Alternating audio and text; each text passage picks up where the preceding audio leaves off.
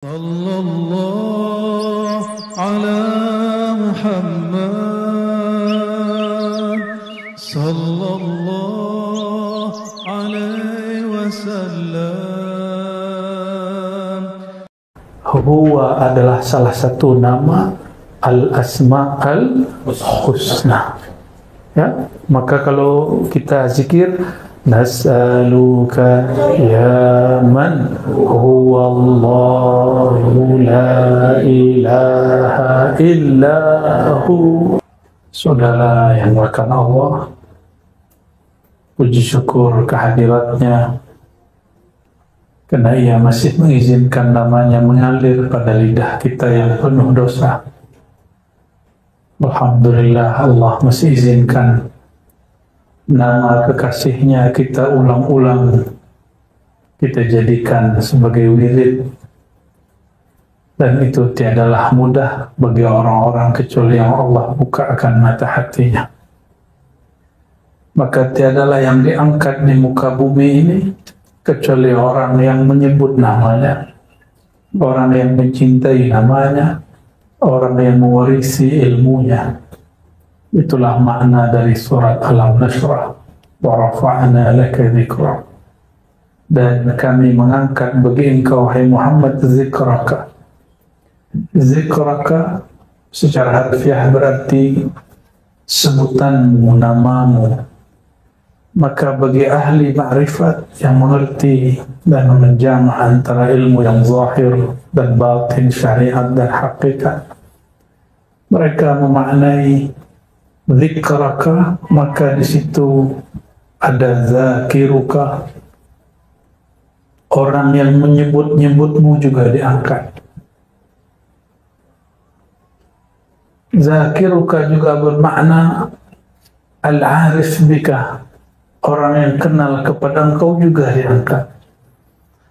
Maka jika bersolawat, berceramah, berdakwah, jangan berniat viral, jadi orang yang populer, ya, famous, ya, masyhur. Nah, niat kita hanya karena Allah membesarkan, meninggikan, mempopulerkan nama baginda SAW, maka kita pun mengatakan, ya Rabb, arfa' dzikra habibana, dzikra habibina kama rafa'tahu.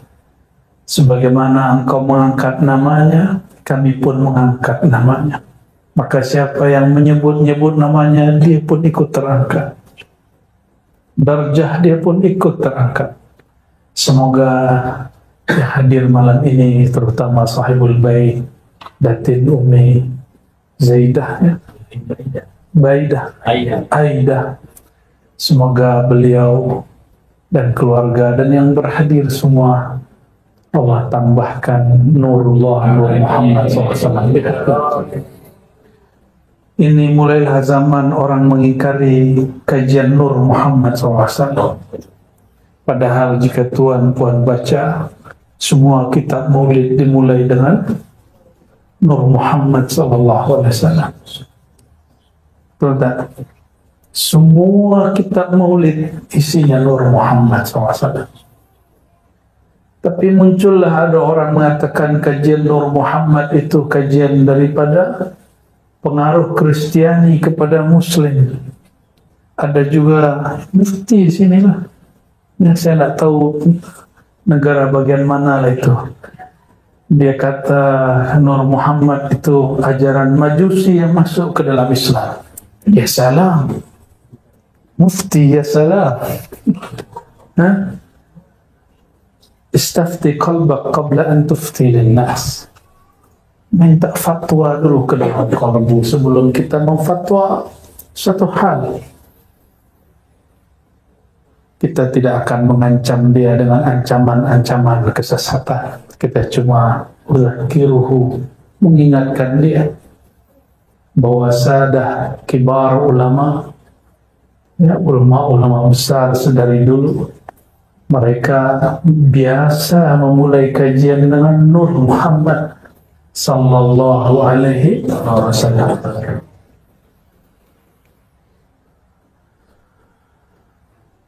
Tapi saya tidak mau bahas Nur Muhammad lah, ramai lagi. Ya, karena di sini baca Ratibul Attas dan Al-Asmaul Husna. Saya ambil bagian Al-Asmaul Husna. Kalau Ratibul Attas mungkin para sahabat yang berhak membahasnya, walaupun kita memiliki sanad dan ijazahnya. Tapi tarekat saya bukan tarekat Ba'alawiyah, namun saya dapat ijazah mengamalkan wirid-wirid dan auratnya. Ya, namun suluknya bukan suluk Ba'alawi. Ma'ahtiramina bihim, meskipun saya sangat hormat dengan Sadah Ba'alawiyah. Kenapa? Kullu Ba'alawi syazili. Setiap Ba'alawi syazili, dan amalan harian kami syazili. Suluk khalwat kami Naqsyabandi, kajian hakikat kami Syatari, mahabbah kami Ba'alawi. Alhamdulillah Rabbil Alamin. Zikir anfas kami Samani. Ya, kalau dilanjut masih banyak itu. Ya. Al-Asma'ul Husna. Tuan, puan, senangkah dipanggil dengan nama yang bagus? Senang? Senang dipanggil dengan nama yang indah, yang elok? Atau dipanggil dengan nama yang buruk? Mau? Tak nak? Tiada orang yang suka dipanggil dengan nama yang buruk. Walillahil mathalul a'la. Dan milik bagi Allah lah perumpamaan yang lebih tinggi, lebih luhur. Jika engkau saja tiada suka dipanggil dengan nama yang biasa, engkau suka dipanggil dengan nama yang luar biasa, nama yang indah dan elok, itu adalah sifat Allah yang Allah pantulkan, percikkan ke dalam dirimu. Jadi sebenarnya itu sifat Allah, maka jangan terlalu suka dipuji. Pulangkan pujian kepada yang maha terpuji. Inilah makna Alhamdulillah Rabbil Alamin. Kapan kita boleh terima pujian? Apabila kita melihat sifat Allah lah yang menutupi aib ini, lalu orang melihat sifat Allah meliputi diri, barulah boleh kita menerima pujian. Karena yang terpuji pada hakikatnya Zat yang maha terpuji, Allah Subhanahu wa Ta'ala. Dan inilah syukur kita sebagai umat Nabi yang terpuji, Nabi Muhammad sallallahu alaihi wasallam. Betapa bingung dan herannya orang-orang kafir Quraisy, Abu Lahab, Abu Jahal hendak mencaci, tapi orang yang dicaci namanya orang yang terpuji. Muhammad, apa artinya? Orang yang terpuji. Bagaimana mungkin orang yang sangat terpuji dicaci maki? Oleh karenanya mereka tidak berhasil mencaci maki Sayyidina Muhammad SAW. Maka mereka menuduh Sayyidina Muhammad SAW sahirun majnun, penyihir. Tidak puas, sebut lagi majnun, gila. Itulah ya nafsu orang-orang kafir Quraisy. Dan saya bukan memberi ancaman kepada kita, hanya menakut-nakuti diri supaya siap sedia. Siapa saja yang mewarisi nur al-Muhammadi sallallahu alaihi wasallam, nur ilmu baginda sallallahu alaihi wasallam, maka ia akan juga dicaci. Ia juga akan dituduh sebagai penyihir lagi, gila. Ya. Mungkin Datin Umi ini sudah dituduh gila juga. Gila habaib, gila ulama, tersesat sudahnya. Kawan-kawannya mungkin mengira dia sudah gila. Nah. Tapi terserahlah mereka. Ya, biarlah kafilah tetap berlalu. dan anjing tetap ya menggonggong tak. Allahumma sholli ala sayyidina Muhammad. Walillahil asmaul husna fad'uuhu biha. Maka milik Allah lah nama yang indah, nama yang elok. Maka semua nama terbaik berpulang kepada Allah Subhanahu wa ta'ala. Fad'uuhu biha, maka panggillah Allah dengannya. Apabila saya ni kepada Ustaz, saya panggil hoi, pasti Ustaz tidak mau melirik, betul tak? Hei, pasti tidak mau melirik, karena Ustaz punya nama, punya gelar. Minimal saya panggil Ustaz. Ya, kalau tak tahu nama, panggillah Ustaz, jangan panggil hoi. Hei, fulan. Tidak. Kita pun tidak suka dipanggil bukan dengan nama apalagi Allah Subhanahu wa ta'ala. Tapi baiknya Allah itu Ia menyimpan namanya bahkan dalam satu huruf. Huruf yang paling ringkas tentang nama Allah adalah Hu. Maka Qul huwallahu ahad. Biasanya apabila kita menyebut dia dalam bahasa Melayu lain dengan huwa dalam bahasa Arab. Karena dia dalam bahasa Melayu khusus untuk orang ketiga, orang yang gaib, orang yang hari ini sahabat kita tidak hadir, lalu kita sebut dia. Betul tak? Tapi kalau menyebut Allahu, itu menunjukkan tanzih, mensucikan Allah dari semua fikiran-fikiran. Maka maknahu mencakup semua sifat 20. Orang kalau faham belajar sifat 20, ada di sini majelis kajian sifat 20. Wajib ada, kita Ahlus Sunnah wal Jamaah. Salah satu simbol kita adalah mengkaji sifat Allah yang 20. Bukanlah Allah itu bersifat hanya 20, tapi karena akal ini terbatas, ulama meringkasnya menjadi 20. Dari 20 orang akan faham bahwa sifat Allah Tabaraka wa Ta'ala tak terhingga. Apabila kita berkenalan dengan seseorang ta'aruf, pertama yang ditanya bukan sifat dan tempat tinggalnya, di mana duduknya. Pertama yang ditanya adalah apa namanya. Maka awal jalan makrifat mengenal Allah adalah mengenal nama Allah Subhanahu wa Ta'ala. Saya lihat wiridnya sudah bagus, suaranya sangat merdu. Tinggal suara dan wiridnya diisi dengan warid. Warid itu dimulai dengan ta'lim. Innamal ilmu bita'allumi. Ilmu itu mesti diambil dari guru. Lain dengan futuh, lain dengan wahbiyah, bukan wahabi. Wahbiyah itu pemberian bakat dari Allah. Ya. Tiba-tiba malam Lailatul Qadar atau malam nisfu Sya'ban, mimpi melihat cahaya, esok hari sudah mampu urut orang. Nah, itu namanya wahabiyah. Apa namanya? Atau tiba-tiba habis selesai wirid zikir, tertidur, melihat singa masuk ke badannya. Bangun tidur, dia mampu silat singa. Itu wahabiyah, tapi hati-hati. Wahabiyah tidak selalu mutlak langsung dari Allah. Siapa tahu dari jin, dari khadam-khadam. Maka kita mesti berhati-hati.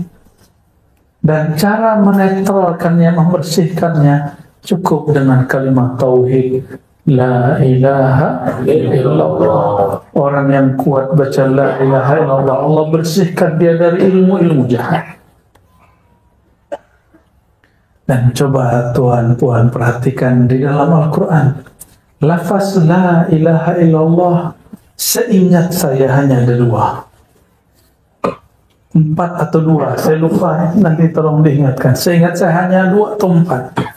Selebihnya lebih dari 20 ayat menyebut Allahu la ilaha illahu.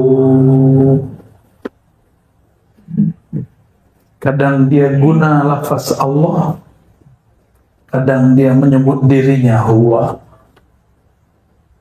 Maka huwa dalam bahasa Arab tidak hanya berarti dia dalam bahasa Melayu, tapi huwa ghayatut tanzih, ismun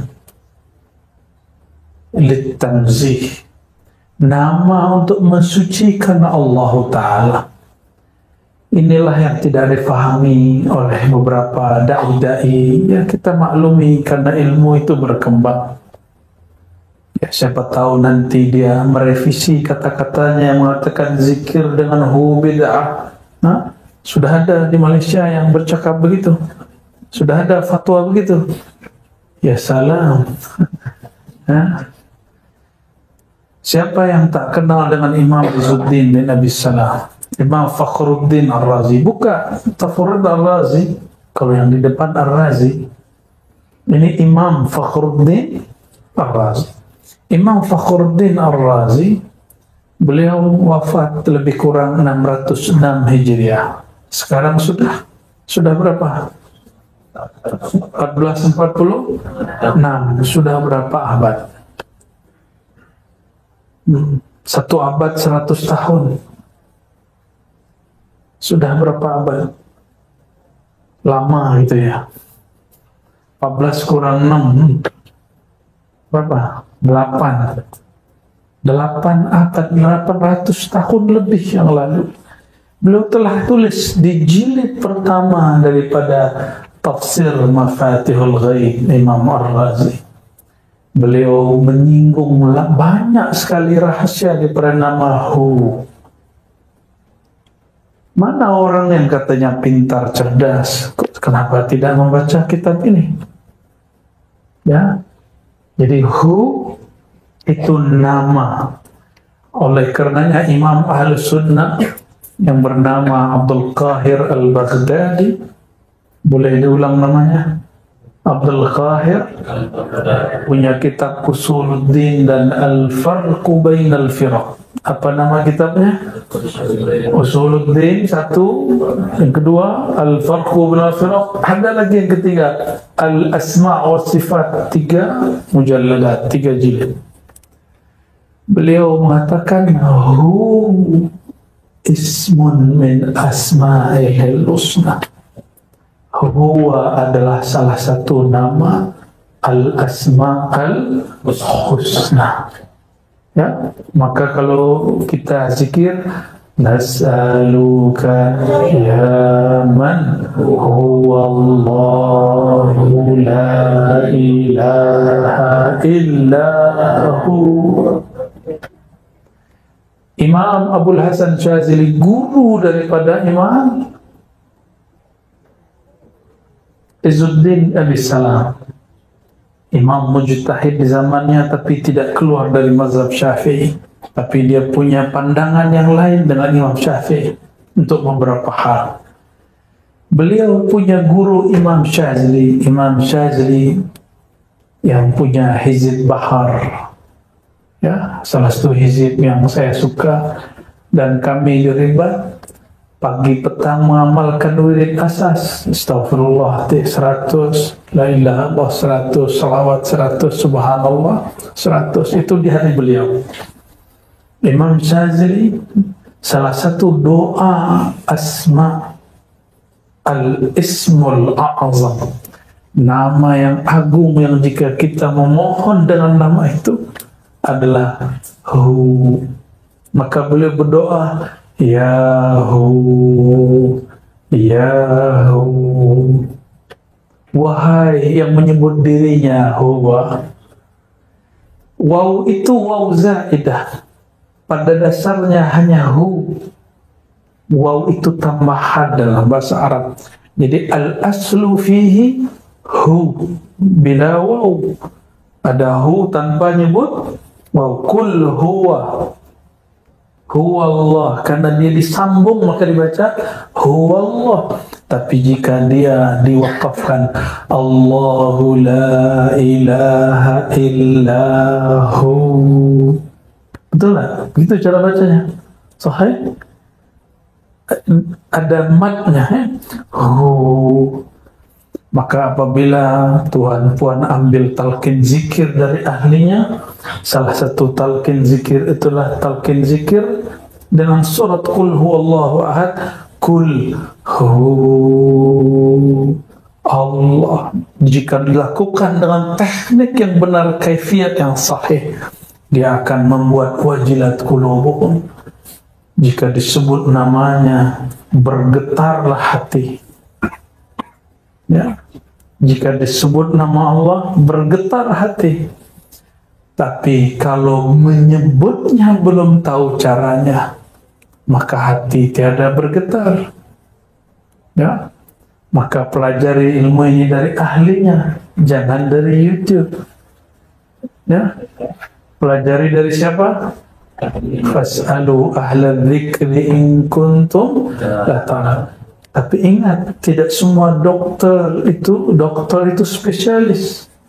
Maka tidak semua dai ustadz menguasai ilmu talqin. Banyaklah orang mentalqin dan memberi ijazah, tapi sedikitlah orang yang punya sir daripada la ilaha illallah. Ambil dari ahli sir, ahli zikir, insya Allah nur Allah akan hidup di dalam kalbu kita. Insya orang nur Allah hidup di kalbunya, maka sebesar apapun dosanya tidak akan membuat dia putus asa untuk pulang kepada Allah, karena dia tahu ini yang kami kaji tadi pagi ya, tapi karena memang tidak ada live ya. Apa itu? Was-was syaitan dan terjerumusnya seorang hamba dalam maksiat itu adalah jalan bagi salik untuk kembali kepada Allah. Maka min alamati,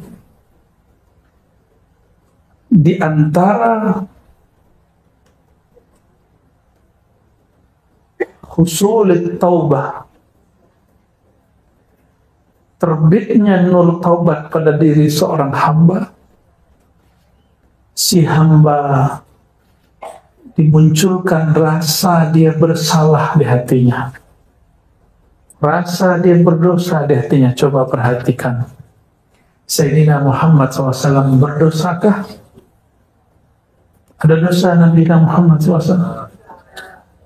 Tuhan, hari ini ada dosa? Matanya berdosa? Lidahnya kalau usah pandang orang, pandang diri kita ya, kolbunya hari ini dosa nggak? Kita tidak usah memandang siapapun, pandanglah diri ini penuh dengan dosa. Dosa itu kotoran. Senangkah sudikah tuan puan memandang orang yang pada tubuhnya, badannya, wajahnya ada kotoran? Nah, apalagi Allah Subhanahu wa Ta'ala. Allah memandang kepada wajah kolbu. Apabila mata ini berdosa, kolbu langsung hitam, dan Allah tidak suka kolbu yang hitam. Tapi itu dosa zahir. Mendengar aib orang, ya, membicarakan aib orang, itu dosa zahir. Ada dosa yang tersembunyi. Adakah rasa mohon maaf hari ini diri kita merasa lebih soleh daripada orang lain? Ada? Merasa diri ini lebih alim dari orang lain? Ada rasa itu? Ada merasa diri ini lebih berilmu daripada orang yang duduk di kiri kanan kita? Ada rasa itu? Jika itu ada, ya Tuhan jawab di hati lah. Jika itu ada, itu dosa lebih besar dari dosa memandang yang haram. Hari ini kawan kita, sahabat kita mendapat rezeki dari Allah. Ada rezeki materi, uang kah, duit kah. Ada rezeki imateri, ya, mungkin popularity, mungkin dia disukai orang, dipuji orang, mungkin dia dapat ilmu. Ini rezeki juga. Maka setiap orang yang dapat rezeki pasti ada yang iri dan dengki. Adakah kita hari ini iri dengki kepada seseorang? Iri dengki itu menginginkan dapat nikmat yang Allah berikan kepada sahabat kita, saudara kita, dan kita ingin dia tidak dapat. Itu namanya iri dengki. Tapi ada iri yang positif. Kita menginginkan nikmat yang didapat saudara kita, tapi dia tetap mendapat nikmat tanpa perlu dia hancur dan binasa. Nah, itu boleh. Ya. Maka dosa itu ada dua, dosa zahir, dosa batin. Tahukah saudara yang pertama kali iri dengki siapa? Iblis. Yang pertama kali sombong siapa? Iblis. Maka siapa yang merasa dirinya lebih, siapa yang iri dengki kepada orang, dia sedang mengambil sifat-sifat iblis. Dan ini wajib kita bertobat padanya. Maka apabila setiap Bani Adam memang berdosa, namun tidak semua Bani Adam merasa berdosa. Sayyidina Muhammad SAW dan semua para nabi berdosakah? Nabi Muhammad punya dosa? Betul. Betul. Sahih. Ya. Kecuali Ibnu Taimiyah, Imam Salafi Wahabi, mengatakan para nabi berdosa dosa kecil. Ini Ibnu Taimiyah, ya, yang disebut oleh kelompok Salafiyah Syekhul Islam, ya, itu tanggung jawab dia di hadapan Allah nanti. Ya, kita tidak ada urusan. Dalam akidah Ahlus Sunnah yang kita anut, para nabi, terutama Nabi Muhammad SAW, tiadalah ia berdosa. Disebut maksum. Ada namanya maksum. Maksumah, ada punya nama maksumah. Ada maksum, ada. Siapa? Suaminya? Arwah. Allahumma salli ala Sayyidina Muhammad. Nabiyyina Muhammad SAW. Perhatikan, ada muhim, ini penting sekali. Nabi kita tidak berdosa, tapi ia merasa berdosa. Saya, kita, tuan-puan hari ini, kita pasti berdosa, tapi kita tidak merasa berdosa. Betul ya? Para nabi alaihimussalatu wassalam memandang dirinya jika melanggar satu adab, maka dia sampai dia wafat dia bertobat kepada Allah SWT. Sayyidina Ibrahim, dia berbohong 3 kali untuk kebaikan. Sampai nanti di akhirat orang minta syafaatnya, apa kata beliau? Duhai umatku, bukankah aku ini nabi yang berdosa 3 kali berdosa, 3 kali berbohong? Itu para nabi. Para nabi, dia berbuat sesuatu dan dia merasa bersalah di dalamnya. Maka semua para nabi tawwabin. Semua nabi itu ahli taubat. Ingin merasakan nikmat bertuhan, ingin merasakan nikmatnya zikrullah, benar-benarkan, betul-betulkan taubatnya. Apakah kita senang masuk ruangan tapi ruangannya kotor? Masuk masjid suraunya berdebu, apa namanya nih, tikar apa? Karpetnya sudah kotor, ya, banyak debunya, banyak kotoran-kotoran di dalamnya. Nyamankah? Nah, para imam ahli zikrullah mereka ijma' qalbul mu'min baitullah, rumah Allah, surau yang hakiki, masjid hakiki, bukan bangunan fisik itu. Karena bangunan fisik itu boleh diubah nanti jadi gereja. Seperti Hagia Sophia, sudah dari gereja jadi masjid, masjid jadi gereja, gereja jadi museum, museum jadi gereja, museum jadi masjid lagi. Kalau bangunan boleh diubah, tapi kolbu ini tidak boleh dirubah. Nah, maka ini yang disebut baitullah hakiki. Jika seseorang masuk ke dalam dirinya, di dalam dirinya masih ada noda mata, noda telinga, noda pandangan, pendengaran, noda lisan, noda tangan dan kaki, noda kalbu, maka ia tidak akan lama tahan zikrullah. Dia tidak akan lama tahan dalam baitullah yang ada dalam dirinya. Padahal Sayyidina Muhammad SAW mengatakan dalam hadis yang sahih, idza ra'aita ahadan, jika engkau melihat seseorang suka datang ke masjid, fashhad lahu bil iman, maka saksikanlah dia benar-benar beriman. Oleh Imam Ghazali dimaknai bukan saja datang ke masjid yang fisik, itu betul, itu zahir iman, tapi iman yang sesungguhnya apabila seseorang dia betah, dia nyaman, dia senang masuk ke dalam baitullah yang ada di dalam dirinya.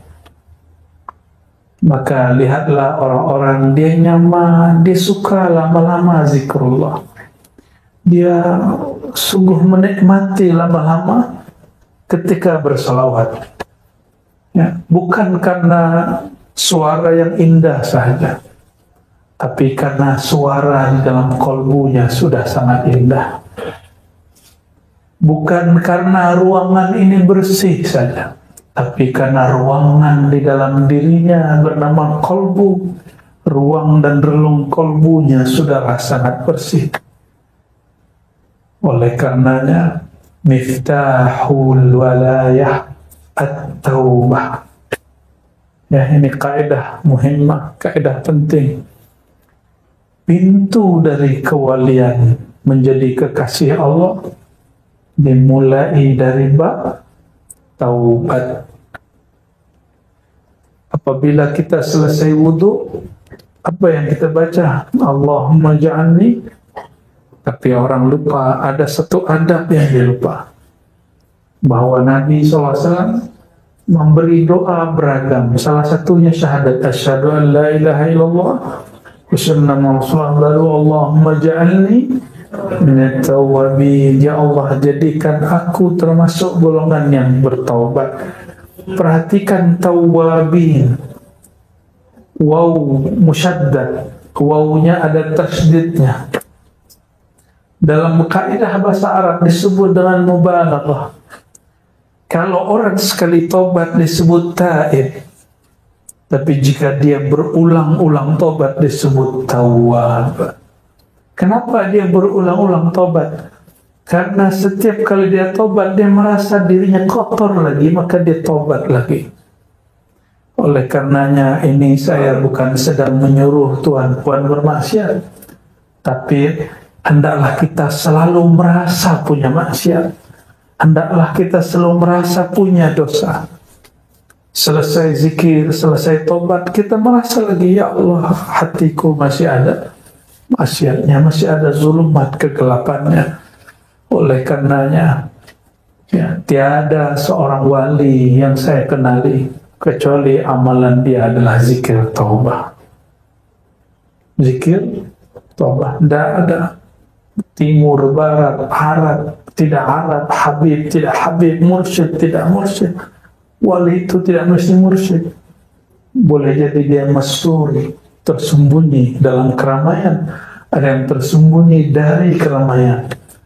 Amalan wajib mereka mandi taubat, zikir taubat, sholat taubat. Nah ini, jadi kenapa kalau zikir sama-sama kuat, tapi zikir sendiri tidak kuat? Karena zikir taubatnya belumlah sempurna. Ya. Allahumma salli ala Sayyidina Muhammad. Satu kali Sayyidatuna Rabi'atul Adawiyah, Sayyidat Sufiyah. Jadi Sufi, wali Allah tidak hanya laki, tapi juga ada wanita perempuan. Beliau sebagaimana diriwayatkan oleh Imam As-Suhrawardi dalam Awariful Ma'arif, apabila ia beristighfar, bertobat, dia berkalam. Kalam yang wali laki tidak pernah tahu kalimat itu, tapi dia tahu lafaz itu. Apa kata dia? Astaghfirullah fi istighfari. Aku mohon ampun kepada Allah. Aku memohon maaf kepada Allah. Kenapa? Karena istighfarku tidak sungguh-sungguh. Orang jika sungguh-sungguh beristighfar, air matanya mengalir. Atau fi qalbihi an-nadam, di kolbunya ada rasa dia menyesal. Tapi selama ini kita istighfar baru menghitung Zallah. Belum ada rasa yang ditumbuhkan, belum ada penyesalan yang dirasakan. Padahal Sayyidina Muhammad SAW mengatakan an-nadamu taubah, indikator seseorang diterima taubatnya, dia ada penyesalan terhadap yang dia lakukan. Dan an-nadamu alamatuhu al-buka, salah satu ciri dari orang yang menyesal, matanya berkaca-kaca menangis. Oleh karenanya pelajari ilmu taubat, tidak usah tinggi-tinggi ilmunya. Mau jadi kekasih Allah, baguskan taubatnya, baguskan istighfarnya. Bukan sekedar memperbanyak angkanya, tapi membaguskan makna saat membaca. Mulai malam ini saya berharap, jika berzikir, zikirlah yang kita faham. Jika sudah ada yang membaca zikir, dipimpin guru, ustaz, pelajari apa yang dibaca ustaz. Jangan hanya seperti alat recording. Dia mampu merekam semua yang dia dengar, tapi dia tidak faham. Apa kata Allah SWT? Kal-himar yahmilu asfara. Hanya seperti, mohon maaf, keledai, himar yang mengangkut lembaran-lembaran ilmu, tapi dia tidak tahu apa yang dia bawa. Saudara-saudariku makan Allah, saya ini juga bukan orang suci. Setiap hari merasa di kolbu saya ada dosa, ada yang masuk, mau tidak mau masuk. Awalnya kita berputus asa, tapi ternyata para masyaikh mengatakan, idza aradallahu ay yarfa' 'abdahu, jika Allah hendak mengangkat seorang hambanya, arsala ilaihi syaitan fayuwaswisu alaihi, maka Allah Ta'ala mengirim syaitan, iblis, lalu memberi was-was kepada dirinya. Nah, ini kabar entah gembira, entah menyedihkan. Ya. Ada was-waskah dalam pikiran? Seorang sahabat datang kepada baginda SAW, hadis Sahih Bukhari, ya Rasulullah, diriku was-was. Tahu was-was? Ada gangguan di pikiran, ragu, ada rasa takut, ada rasa cemas, ada rasa apakah Allah terima aku atau tidak. Ada perasaan-perasaan yang sepertinya kita tidak percaya diri di hadapan Allah SWT. Itu dia. Apa kata Nabi Muhammad SAW menanggapi sahabat yang bertanya ini? Jadi itu sudah ada sejak zaman baginda Nabi Muhammad SAW. Sekelas sahabat-sahabat, level mereka sangatlah tinggi, tapi mereka masih was-was. Apatah lagi kita di zaman yang penuh was-was. Baru buka YouTube, langsung kita yang tadinya tidak mau dapat was-was, malah mencari was-was itu. Itu tak? Ya. Katanya tidak mau dapat was-was, tapi kita malah membaca si was-was itu. Minal jinnati wan nas. Kalau was-was dari jin masuk secara gaib, tapi was-was yang zahir inilah yang lebih berbahaya. Kita baca komennya, baca statusnya, baca kalam-kalamnya, mendengarkan podcastnya. Ya, kita yang mencari ulah, kita cari penyakit sendiri, lalu salahkan orang lain, bahkan menyalahkan Allah. Ya, Allahumma salli ala Sayyidina Muhammad. Maka mengambil ibrah dari Imam Abu Bakar Al-Banani tadi, dan juga Sayyidatus Sufiyah, penghulunya para sufi yang arifah billah, yaitu Sayyidatuna Rabi'atul Adawiyah. Istighfar, kita wajib diistighfarkan. Istighfar kita wajib diistighfar. Kenapa? Kita tidak bersungguh-sungguh dalam beristighfar. Dan Sayyidina Suhawardi mengatakan betapa banyak orang baca istighfar, lidahnya minta ampun, kolbunya tidak.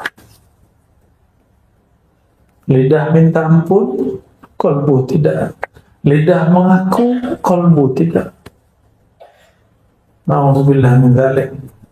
Hadis yang sering saya baca, innallaha yanzuru ila qulubikum. Allah yang Ia tatap bukanlah lidahmu, bukan suaramu, bukan tasbihmu. Yang Dia tatap apa? Kolbumu. Ini bagian terakhir yang mau saya sampaikan. Kalau kita tidak bertemu orang yang kita suka, orang yang penting dalam hidup kita, jika tidak jumpa, pastilah kita membaguskan pakaian yang dilihat. Kalau perlu, puan-puan ini berhias diri, ya, wajahnya pakai apa wajahnya? Pakai cat putih. Pakai apa?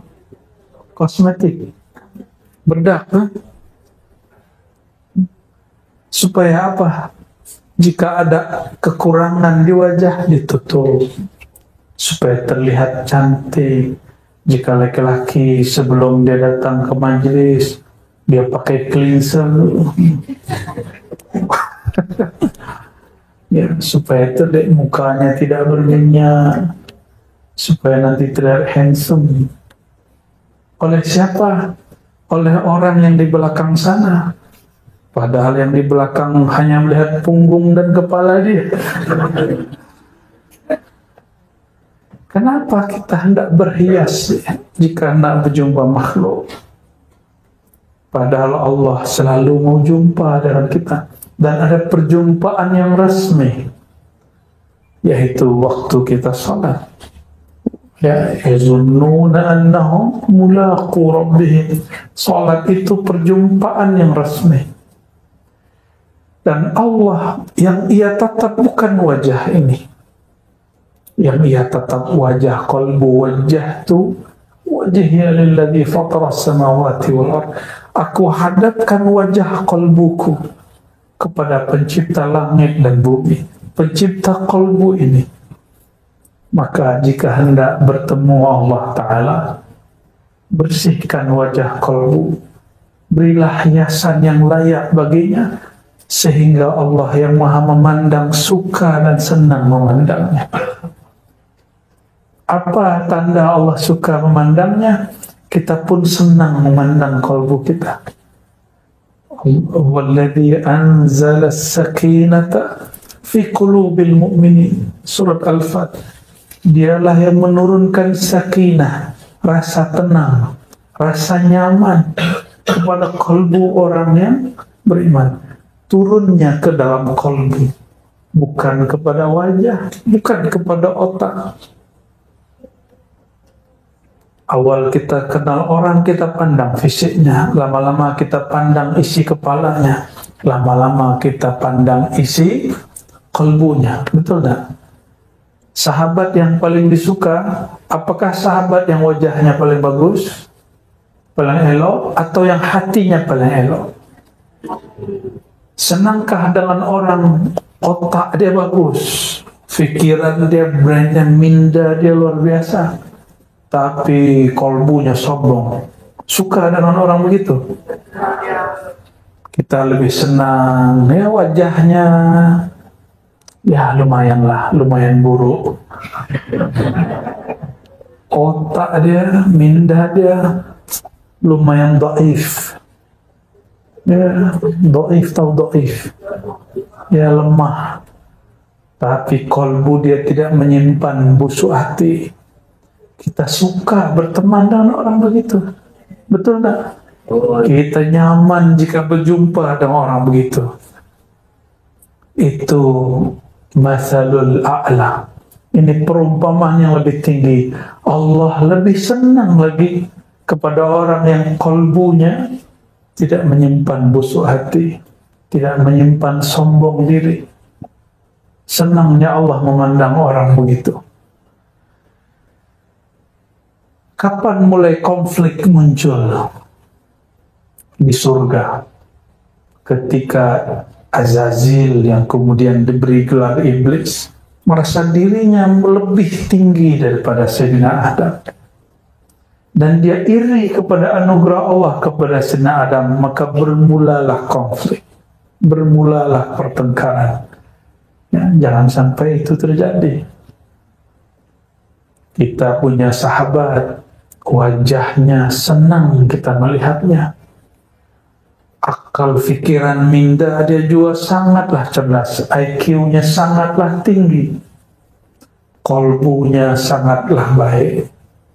Itulah afdalul ashab, sahabat yang paling mulia. Jika dia sahabat, jika dia guru yang paling disebut al-mursyid kamil mukamil, guru yang kamil, ideal, bukan sempurna. Sempurna hanya milik Allah.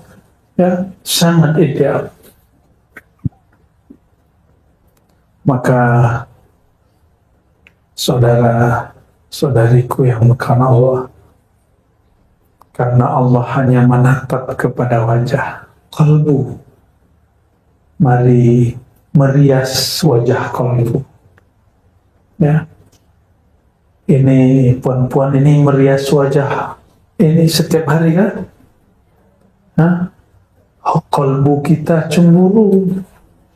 Apa kata dia? Ya Allah, hamba-Mu ini merawat wajah zahirnya setiap hari, tapi wajah yang Engkau tatap dia hanya rawat sesekali saja. Wajah ini, kata ahli kecantikan, mesti dibersihkan minimal 2 kali sehari. Tahulah kita ya, pagi, petang ya, atau bangun tidur, sebelum tidur. Maka saya pun katakan minimal jika hendak membersihkan kolbu, bersihkan 2 kali sehari. Sebelum bangun tidur, dan sebelum tidur. Siapa yang tidur tidak membawa sifat-sifat sombong, sifat-sifat yang buruk, dia tidur fi hubbillah, dalam cintanya Allah. Itulah zikir yang sebenarnya. Itulah ahli surga. Jadi jika Tuhan mau lihat ahli surga zaman ini, mudah. Saya kasih contohnya. Orang yang tidur tidak menyimpan penyakit hati. Siapapun orangnya, alimkah dia, jahilkah dia, maka orang itu ahlul jannah, ahli surga. Alim dia, baca kitab kuningnya Masya Allah, apalagi baca maulidnya Masya Allah, tapi sebelum tidur dia kurang senang, hatinya seuzon, dia kurang bersyukur dengan apa yang dia dapat hari ini, tertidur. Itu tidak lebih baik daripada jamaahnya. Jamaahnya mungkin jahil, tapi dia tidur penuh rasa syukur dan taubat kepada Allah Subhanahu wa taala. Maka nanti sebelum tidur, nah ingat-ingat, sebelum tidur, kata Nabi Muhammad SAW, ini sunnah Nabi. Idza arada ahlukum ila firashihi, jika kamu hendak mau ke tempat tidurnya, falyatawadda wudu'ahu lis-shalah, maka berwuduklah, bersihlah seperti dia hendak salat. Maka seorang muslim tidak mungkin dia tidur wajahnya berminyak. Nah, kenapa? Karena dia mau tidur, dia pasti bersihkan wajahnya dulu. Jadi Rasulullah SAW sangat mengerti bab berhias. Lalu setelah itu apa? Bacalah zikir-zikir yang sudah mungkin kita tahu semua. Tapi ada satu hal yang terpisah hadisnya. Janganlah tidur dalam menyimpan rasa sakit hati kepada siapapun. Ada rasa sakit hati kah kepada orang? Masih ada? Masih ada dendam? Masih? Saya lihat ini sebagian masih menyimpan dendam ini ya. Masih ada 1-2 lah ini. Dapat dibaca dari gores mata. So, kan tahu alam gaib tidak. Ya. Kita tahu orang wajah lapar. Kenapa? Terlihat di wajahnya. Bukan berarti kita tahu alam gaib, tidak. Sayyidina siapa yang Yahudi ini namanya? Abdus Salam, ya. Seorang Yahudi yang masuk Islam. Kita tak benci Yahudi karena Yahudinya. Kita benci Yahudi yang Zionis, yang jahat kepada sesama manusia, apalagi Muslim yang sedang ada di sana. Sayyidina Abdus Salam diperintah oleh amatinya, bibinya. Wahai Abdus Salam, orang cakap ada orang baik datang ke Madinah mengaku sebagai Rasul Allah. Jika benar dia Rasul Allah yang ada di kitab Taurat kita, maka lihatlah wajahnya. Apakah wajahnya wajah orang jujur atau pembohong? Pergilah. Maka berangkatlah, pergilah Abdus Salam kepadanya. Saat semua orang Madinah menyambut baginda Nabi Muhammad SAW, maka dia tatap wajah Nabi. Lalu dia pulang. Apa kata dia kepada bibinya? Wahai bibi, ma ra'aitu fihi wajhal kizab. Aku tidak melihat ada gores kebohongan, kedustaan pada wajahnya. Berarti ilmunya dan ini namanya ilmu firasah yang kemudian dikumpulkan oleh Imam Fakhruddin Ar-Razi. Itu Imam Fakhruddin Ar-Razi lagi. Imam Ar-Razi lagi ya. Beliau kumpul satu buku judulnya Al-Firasah. Ini boleh dimumarasahkan. Sayangnya yang guna ilmu ini orang China, Feng Shui. Itu ilmu firasah, itu bukan khurafat. Di Sumatera, di Jawa, itu orang tua-tua dulu ada ilmu itu, tapi dikhurafatkan oleh Wahabi. Ya, padahal ilmu itu ada. Ya. Akhirnya orang-orang hari ini mengharamkan yang tidak haram, menganggap syirik yang tidak syirik. Ya, na'udzubillah min dzalik. Kembali kepada yang tadi, jika hendak tidur, setelah kita bersihkan yang zahir, bersihkan juga yang batin. Maka sebelum tidur pegang dadanya, katakan, ya Allah, jika ada di dalam hatiku rasa benci, rasa sakit hati, rasa bermusuhan, rasa sombong, rasa semua yang buruk-buruk, tolong Engkau angkat dan hapus ya Allah. Barulah baca Bismikallahumma. Coba nanti, dan hidupnya pasti bahagia. Mau tahu orang paling bahagia? Orang yang di dalam tidurnya tidak menyimpan dan tidak membawa satupun sifat-sifat yang buruk. Ya. Dan semoga Allah menulis kita fi diwanit tawabin, dalam daftar nama-nama ahli taubat. Wala yaqbiduna illa wa nahnu minhum. Dan jangan sampai kita dicabut ya Allah, ya. Dan kecuali kita dalam keadaan bertobat kepada Allah Subhanahu wa Ta'ala. Lebih kurang itu, ya. Semoga Allah Ta'ala menerima kita semua. Iqbalna ya tawwab, ij'alna minat tawwabin bihaqqi Sayyidina Muhammad Sayyidit Tawwabin. Astaghfiruka, nastaghfiruka fi istighfarina. Ikuti ya Allah, ya Allah, ya Allah, ya Allah. Kami memohon ampun ya Allah, dosa mata kami ya Allah, memandang yang haram ya Allah, memandang hina orang lain ya Allah.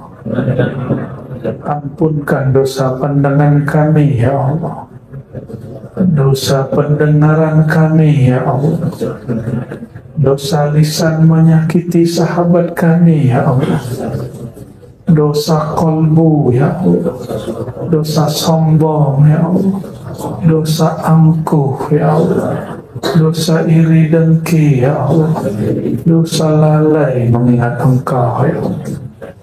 Allahumma ya Allah, tahhir qulubana, bersihkan kalbu kami, bersihkan hati kami dari semua penyakit-penyakit hati, sembuhkan jiwa kami dari semua penyakit-penyakit kerohanian.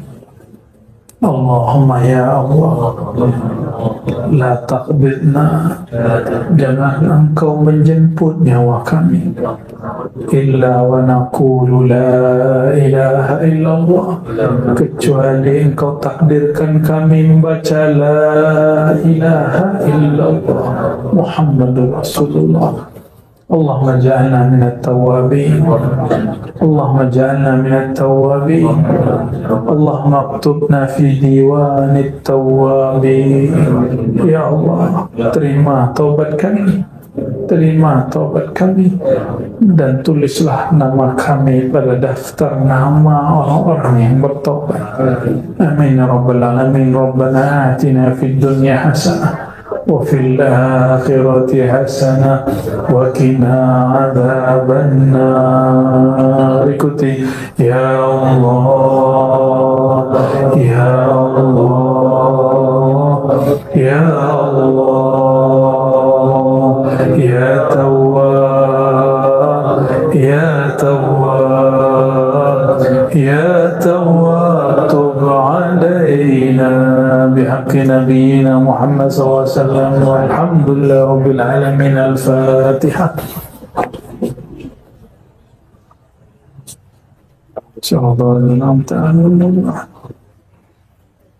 Lebih kurang itu yang dapat kami sampaikan. Mohon maaf salah kurangnya. Subhanakallahumma wa bihamdika asyhadu an la ilaha illa anta astaghfiruka wa atubu ilaik. Assalamualaikum warahmatullahi wabarakatuh.